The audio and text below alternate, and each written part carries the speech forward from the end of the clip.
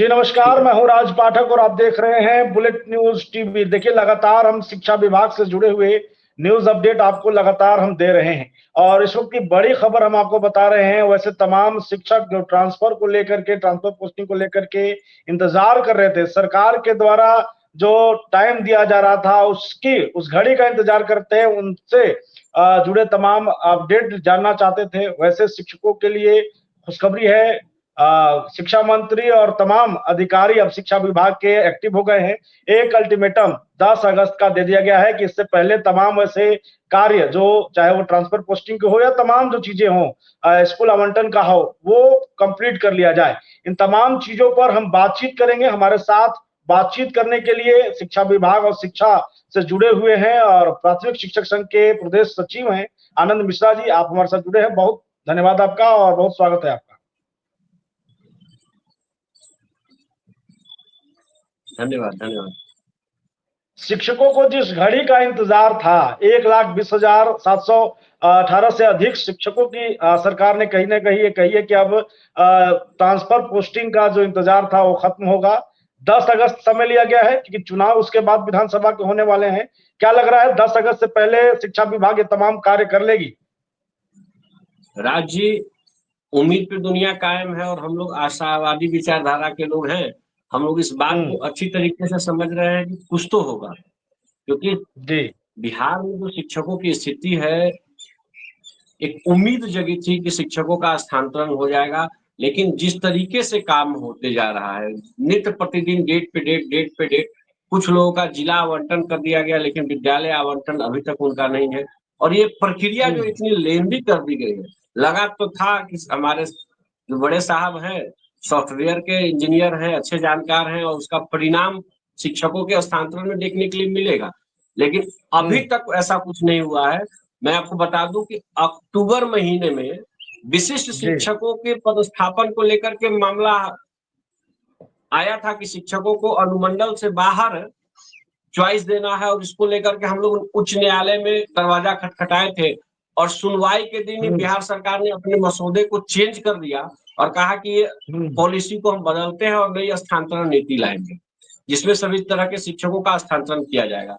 मैं मैं सरकार से इस बात पे स्पष्ट पूछना चाहता हूं आपके चैनल के माध्यम से कि स्थानांतरण की मांग जो बिहार के पूर्व शिक्षक कर रहे थे, जो नियोजित शिक्षक थे, जो एक दायरे में बंधे हुए थे नियोजन इकाई के, वो जिला स्थानांतरण के लिए उनके लिए समस्या थी।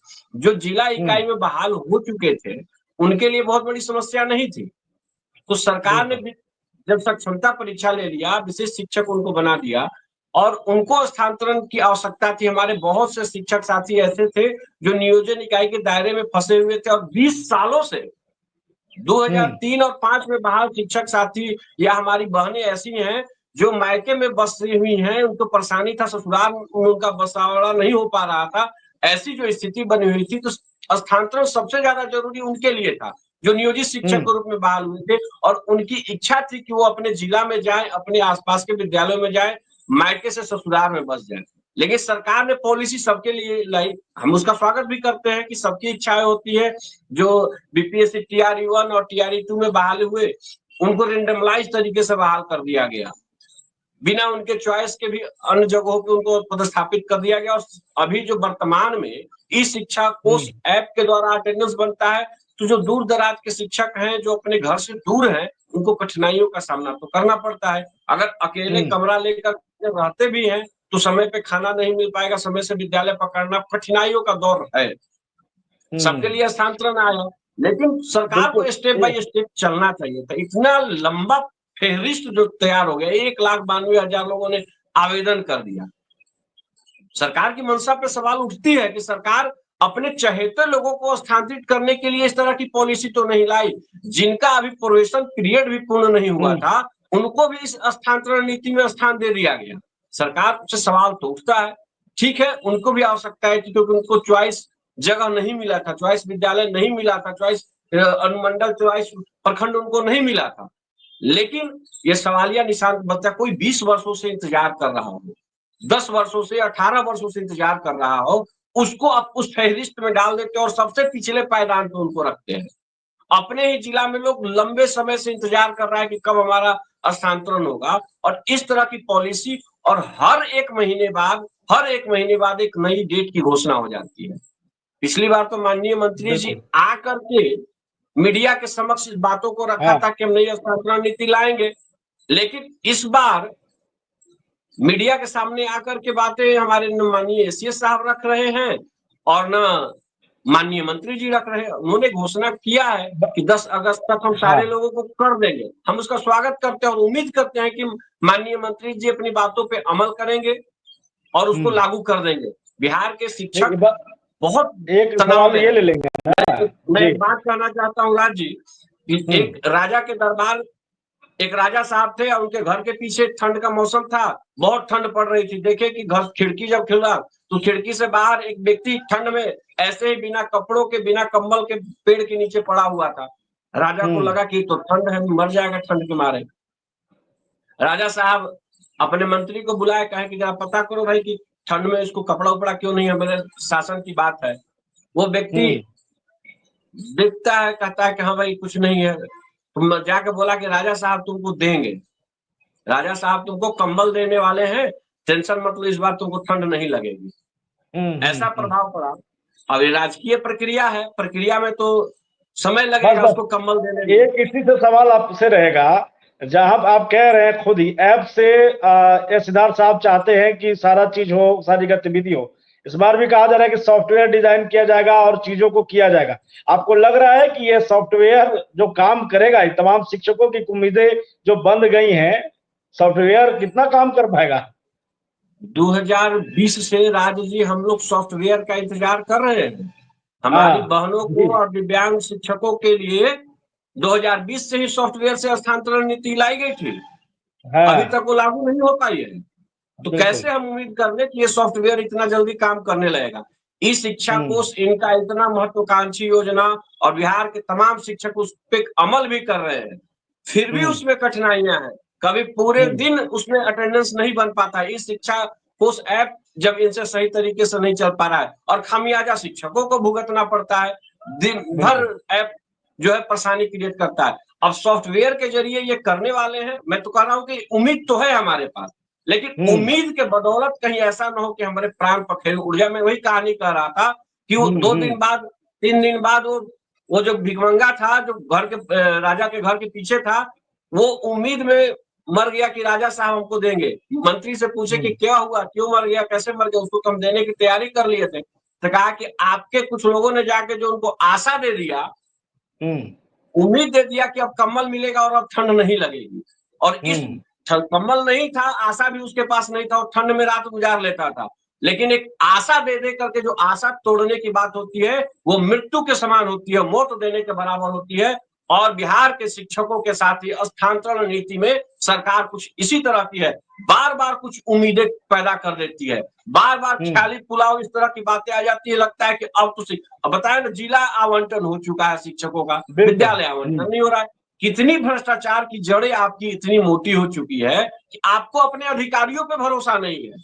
और हो भी कैसे, आपके अधिकारी तो चरम बिंदु पे पहुंचे हुए हैं, भ्रष्टाचार की पराकाष्ठा लांघ चुके हैं आपके अधिकारी। बिना पैसे के कोई काम नहीं होता है सिस्टम में, और आप सही पकड़ रहे हैं, इतनी शिकायतें जा रही है। आज तक सभी विशेष शिक्षकों का वेतन भुगतान नहीं हो पाया। जो जनवरी में ज्वाइन किए उनका वेतन अटका हुआ है। कैसा सिस्टम आपका काम कर रहा है भाई? वो सॉफ्टवेयर आपके अंतर्गत काम नहीं करता है क्या? उसको देख रेख करने वाला कोई और है क्या? शिक्षक पैसे के अभाव में घुट घुट के मर रहा है। शिक्षक अपने घर जाना चाह रहा है, शिक्षक अपने आसपास के विद्यालय में जाना चाह रहा है, पूरे मनोयोग से पठन पाठन कराना चाह रहा है। लेकिन आप क्या चाहते हैं? आप चाहते हैं कि शिक्षक कुआंपों में उलझा रहे, रोज व्हाट्सएप सोशल मीडिया खेलते रहे और कुछ कुछ लिखते रहे, हमारे साहब का गुणगान होता रहे, हम लोग जय जयकार करते रहे, और इनका काम फिर अगले हफ्ते नया सॉफ्टवेयर आ जाएगा। हम उम्मीद करते हैं, हमें जो मीडिया के द्वारा जानकारी मिल रही है कि 27 मई से ये प्रारंभ हो जाएगा। इन्होंने तो खुद अपने मुंह से कहा था कि मशीन पे चढ़ाया जाएगा और स्थानांतरण नीति लाएगी। पता नहीं वो मशीन पे कब चढ़ा और कब चढ़ेगा। मशीन अभी ये चढ़ा, भी बातें मशीन सामने आ रही चालू हैं। किया गया, तो कितने 6 महीने से ऊपर बीत गए, अभी तक इनका मशीन डेवलप नहीं हो पा रहा है, इनका सॉफ्टवेयर डेवलप नहीं हो पा रहा है। तो अब आशा दे दे करके तड़पाए रहे हैं बिहार के शिक्षकों को, हमारी माताओं बहनों को, जो परेशानी में, जो मानसिक रूप से पीड़ित है, उनको और पीड़ित करने का काम कर रहे हैं। उनकी भावनाओं से खेलने का जो काम किया जा रहा है, इस पे सरकार को चिंतन करने की आवश्यकता है। क्या लग रहा है एक दबाव, क्या लग रहा है एक दबाव है सरकार के ऊपर, क्योंकि देखिए चुनाव है, विधानसभा का ये साल चुनाव का है, लाखों शिक्षक हैं इस इंतजार में, एक बड़ा वोट बैंक कहिए शिक्षकों के माध्यम से ही सरकार को मिलता है, एक बड़ा मुद्दा रहा है शिक्षा विभाग, तो सरकार के ऊपर दबाव है, इसीलिए चाहे मंत्री हो या एसके साहब लगातार तारीख दे रहे हैं और ये भी कह रहे हैं कि हम तैयार हैं 10 अगस्त से पहले, शिक्षक भी तैयार हैं। ये सब ये बातें बिल्कुल मेरे मस्तिष्क में ये बात बिल्कुल नहीं आती है सरकार के ऊपर हाँ, किसी तरह का कोई दबाव है। सरकार किसी अच्छा, तरह के दबाव नहीं। हाँ, उनके जो करीबी और दुलरुआ लोग जो आ गए हैं सिस्टम में, उनका दबाव होगा उनके घर पे। शिक्षक का दबाव नहीं है। शिक्षक तो परेशान है, शिक्षक रोज मर रहा है दुर्घटना में। कहाँ शिक्षकों के लिए पीड़ा हो रही है, अधिकारियों के मन में, मंत्री के मन में? कहाँ शिक्षकों के लिए उनके हृदय में ज्वार उठ रहा है कि शिक्षक परेशान है? हाँ, उनके जो खास होंगे, उनके जो दुलरुआ होंगे, उनके लिए दर्द होगा। उनको लग रहा होगा कि अपने बॉर्डर के एरिया उनको धरा दे। बिहार के शिक्षकों के लिए दर्द नहीं है, नहीं तो आज 18 साल से उनका स्थानांतरण नहीं होता। ऐसी स्थिति नहीं बनती। 2020 से सॉफ्टवेयर का निर्माण नहीं होता। व्यक्ति बदल सकता है, सिस्टम कैसे खराब काम कर रहा है। आज सिद्धार्थ साहब से दोषी कैसे कहे जा सकते हैं? पूरा सिस्टम कोलैप्स कर गया है। आपकी सरकार है, 2020 से आप सॉफ्टवेयर निर्माण नहीं कर रहे हैं और कहिएगा कि वो साहब आएंगे तब होगा, नए साहब आएंगे, हो सकता है कि पूरा सिस्टम बदल जाए। ये तो सरकार मजाक बना के रखी है बिहार के साथ, और हम लोग दिवा स्वप्न में है कि सरकार हमसे दबाव में है। 6 लाख हमारे संख्या है, हम सरकार को नीचे कर देंगे, सरकार को गद्दी से हटा देंगे, ऐसा दिखाई नहीं देता।